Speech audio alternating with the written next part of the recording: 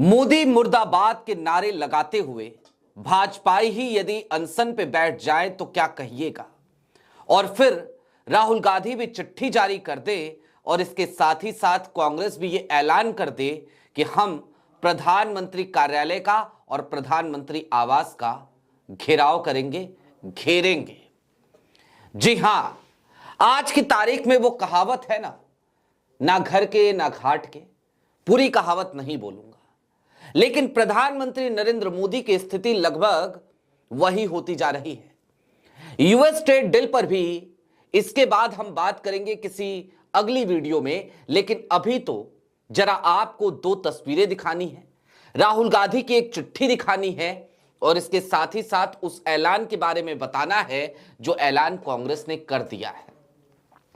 लेकिन यह समझ लीजिए कि आज का यह विश्लेषण कहीं ना कहीं उस दिशा की तरफ होगा कि मुसीबत जब आती है ना तो अकेले नहीं आती, बल्कि चारों तरफ से मुसीबतों का पहाड़ आ रहा होता है। प्रधानमंत्री नरेंद्र मोदी आज की तारीख में किसी ऐसे ही खाई में खड़े हैं जिसके चारों तरफ मुसीबत की इतनी ऊंची ऊंची चोटियां हैं कि उन पर वो चढ़ाई नहीं कर सकते। सारी बातें जरा विस्तार से करेंगे। नमस्कार, मैं स्वप्निल और आप मुद्दा देख रहे हैं। दोस्तों, आगे बढ़ें उससे पहले वही छोटी सी अपील। मुद्दा इन दिनों एक गंभीर आर्थिक संकट से जूझ रहा है। एक तरफ हमारे मेन बैंक अकाउंट फ्रीज चल रहे हैं तो दूसरी तरफ हमारे 28 साल पुराने चैनल को हमसे लंबे समय तक छीन कर रखा गया था। ऐसे में डे टू डे ऑपरेशंस में मुद्दा को काफी मुश्किलों का सामना करना पड़ता है। लिहाजा आपसे गुजारिश है, यदि आप चाहें तो स्क्रीन पर दिख रहे क्यूआर कोड या फिर के नीचे दिख रहे यूपीआई नंबर के जरिए मुद्दा की छोटी छोटी मदद जरूर कीजिएगा। अब आगे बढ़ते हैं। आज की तारीख यानी कि 7 फरवरी 2026 की तारीख, यह तारीख बेहद मायने रखती थी। हमें भी इस तारीख का इंतजार था और हम देखना चाहते थे कि क्या वो यात्रा जो उत्तर प्रदेश से आज शुरू होने वाली थी वो यात्रा शुरू हो पाएगी, और अगर शुरू होगी तो क्या 5 दिनों की वो यात्रा 12 फरवरी को प्रधानमंत्री आवास तक पहुंच जाएगी। उसका जवाब मिल चुका है, लेकिन जो जवाब मिला है ना वो और ज्यादा खतरनाक जवाब है। अब मैं क्यों कह रहा हूं खतरनाक जवाब है? यूजीसी बिल के बाद जिस तरीके से भारतीय जनता पार्टी के वोटर्स ही, भारतीय जनता पार्टी के मतदाता ही, या फिर कि वो तमाम लोग जो खुद को भक्त कहलवाने में गौरवान्वित महसूस करते थे, वो तमाम चेहरे खुलकर मोदी जी के खिलाफ आ गए थे। आज उसकी बानगी फिर देखने को मिली। मैं आपको एक छोटी सी वीडियो सबसे पहले दिखाना चाहता हूं, देखिए जरा। मोदी जी मुर्दाबाद, मोदी जी मुर्दाबाद। एससी एसटी एक्ट खत्म करो, एससी एसटी एक्ट खत्म करो, यूजीसी वापस लो। देखा आपने, मोदी मुर्दाबाद के नारे लग रहे हैं। यूजीसी एससी एसटी एक्ट का विरोध कर रहा है एक व्यक्ति, और यह व्यक्ति कोई और नहीं है बल्कि इनका नाम है पंकज थैरवा। भारतीय जनता पार्टी के लंबे समय तक समर्थक रहे हैं। हालिया दिनों में अंगड़ाई टूटी है और अब मोदी मुर्दाबाद के नारे लगा रहे हैं। एक और तस्वीर मैं आपको जरूर दिखाना चाहता हूं, उसमें आपको आवाज सुनने की जरूरत नहीं है, और चूंकि मैं सनातन धर्म को मानता हूं इसलिए उसकी आवाज सुनाऊंगा भी नहीं। आपके स्क्रीन पर वो तस्वीर चल रही है। मैं आपको यह बता देना चाहता हूं इस तस्वीर में क्या हो रहा है। आपको पंकज थैरवा भी नजर आ रहे हैं तो अलंकार अग्निहोत्री भी, वही रिटायर्ड, माफ कीजिएगा सस्पेंडेड पीसीएस ऑफिसर जिन्होंने पहले इस्तीफा दिया था, बाद में उनको योगी सरकार ने निलंबित कर दिया था। ये लोग अब अपने ही घर में धरने पर बैठ गए हैं क्योंकि इनको दिल्ली कूच नहीं करने दिया गया है, लेकिन यहां पर बैठ के ये सुंदर कांड का पाठ कर रहे हैं।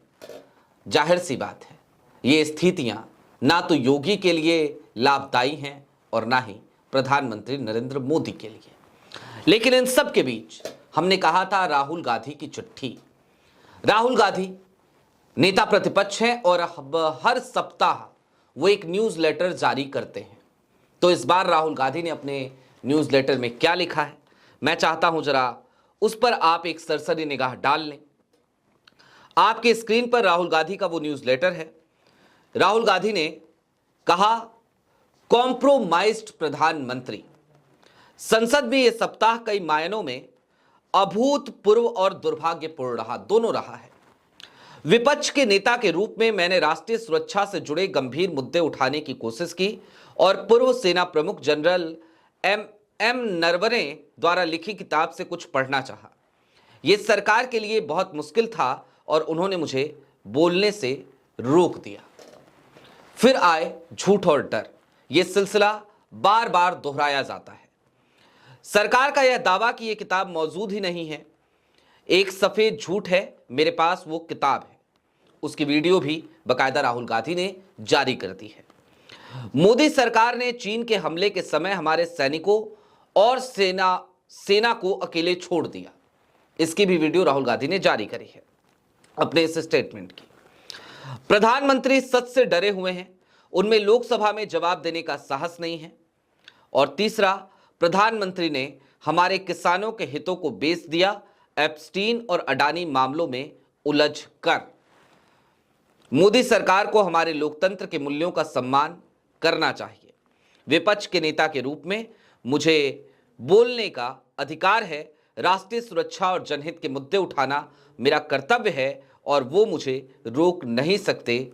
परिवर्तन की पहली सीढ़ी है, उठाओ अपनी आवाज। राहुल गांधी ने ना सिर्फ चिट्ठी जारी करी, ना सिर्फ न्यूज लेटर जारी किया, बल्कि पूरे सप्ताह में क्या क्या घटनाक्रम हुए उसके बारे में विस्तार से बताया और इसके साथ ही साथ इस देश की जनता से भी आह्वान कर दिया कि लोकतंत्र के लिए बेहद जरूरी हो चला है, अपनी आवाज उठाओ। अब दोस्तों, आज की तारीख में आवाज हर तरफ से उठ रही है। भाई, विपक्ष तो आवाज उठाता ही था, सरकार से असहमत आवाजें तो आवाज उठाती ही थी, सवाल पूछती ही थी, लेकिन अब इन तमाम आवाजों को जिस तरीके से दमन का सामना करना पड़ता था, वहां पर प्रधानमंत्री नरेंद्र मोदी को कोई खासी तकलीफ नहीं होती थी। और ऐसा इसलिए भी क्योंकि लगता है जैसे चीन से जो सीखते हैं ना प्रधानमंत्री नरेंद्र मोदी जी की पार्टी वाले लोग, उसका इंप्लीमेंटेशन चल रहा था। लेकिन अब स्थिति बहुत तेजी से बदल रही है। अब हाल यह हो गया है कि मोदी जी के मतदाता ही, मोदी जी के वोटर्स ही, मोदी जी के समर्थक ही और समर्थक से कहीं आगे के लोग यानी कि मोदी जी के भक्त ही, ये पंकज धैर्वा या बाकी नाम जो मैं ले रहा हूं ना, इन तमाम लोगों का जाकर के इतिहास खंगाल लीजिए, आपको समझ आएगा कि किस तरीके की पट्टी बंधी हुई थी। आप कुछ भी सवाल सरकार से करते तो ये तमाम लोग आपके ऊपर दाना पानी लेकर चढ़ जाया करते थे। ये वही लोग हैं और आज की तारीख में यही लोग हाउस अरेस्ट किए जा रहे हैं, यही लोग अनशन पे बैठ रहे हैं। अब ऐसे लोग अनशन पे बैठ रहे हैं या हाउस अरेस्ट किए जा रहे हैं या सरकार इनका दमन कर रही है, तो इसमें हमें और आपको कम से कम अपनी बुद्धि का परिचय देना चाहिए। हमें खुश होने की जरूरत नहीं है, बल्कि हमें तो यह समझने की जरूरत है कि आज की तारीख में मोदी सरकार उस मंशा के तहत संचालित हो रही है कि किसी भी असहमत आवाज को गूंजने नहीं देंगे, किसी भी असहमत आवाज को हम कुछ बोलने नहीं देंगे और किसी भी तरीके की असहमति को कुचलने या फिर कि उस असहमत आवाज को बदनाम करने की हम पुरजोर कोशिश कर देंगे। पीआर एजेंसी खड़ा कर देंगे। मेन स्ट्रीम मीडिया तो हमारी पीआर एजेंसी ही हो चली है।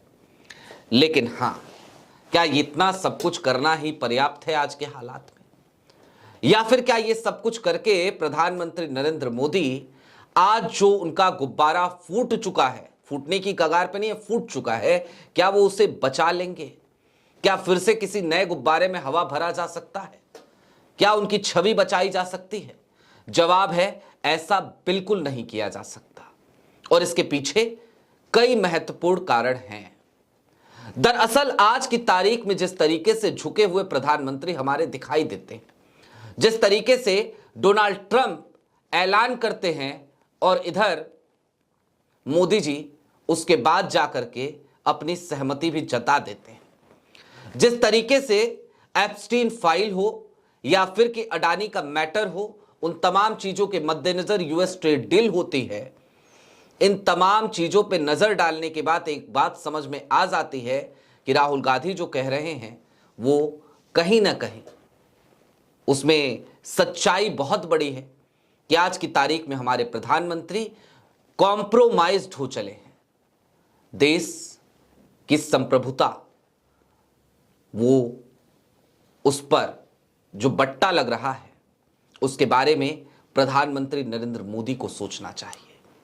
अपने हितों के लिए, अपनी छवि को बचाने के लिए या अपने दोस्त के लिए आज की तारीख में जिस तरीके से भारत के हितों के साथ समझौता किया जा रहा है, ये स्थितियां पूरे देश के लिए शर्मसार भी हैं, चिंताजनक भी हैं। अब दोस्तों, राहुल गांधी क्या करें? वो प्रधानमंत्री तो है नहीं, हैं तो नेता प्रतिपक्ष, लिहाजा वो आवाज उठा रहे हैं। लेकिन हां, मैंने कहा था कांग्रेस के ऐलान के बारे में भी आपको जरूर बताऊंगा। तो यूथ कांग्रेस ने उसने यह ऐलान किया है कि वो अब प्रधानमंत्री आवास और पीएमओ प्रधानमंत्री कार्यालय दोनों का घेराव करेगी। और यूएस ट्रेड डील, ये जो मैटर है ना, इस पे अभी विस्तार से हमने कहा था आपसे किसी और वीडियो में चर्चा करेंगे।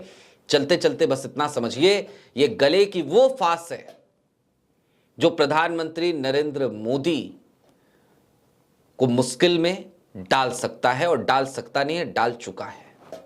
क्योंकि ये जो यूएस ट्रेड डील है, इससे इस देश के किसानों, इस देश के कामगारों, सबका नुकसान ही होना है। अमेरिका से सोयाबीन आएगा, अमेरिका से सोयाबीन ऑयल आएगा, अमेरिका से सारी चीजें आएंगी। भारत के किसानों का क्या? What about Indian agriculture sector? That's the brutal truth कि आज की तारीख में भारत के एग्रीकल्चर सेक्टर, उसके तमाम हितों का समझौता प्रधानमंत्री नरेंद्र मोदी ने कर दिया। और राहुल ये बात बहुत पहले से कहते रहे हैं। आपकी क्या राय है कमेंट बॉक्स में जरूर बताइएगा। अभी के लिए दीजिए इजाजत। चलते चलते फिर वही अपील, चैनल पर नए हो तो सब्सक्राइब करते हुए जाइएगा, सक्षम हो तो छोटी छोटी मदद मुद्दा की जरूर कीजिएगा। बहुत शुक्रिया।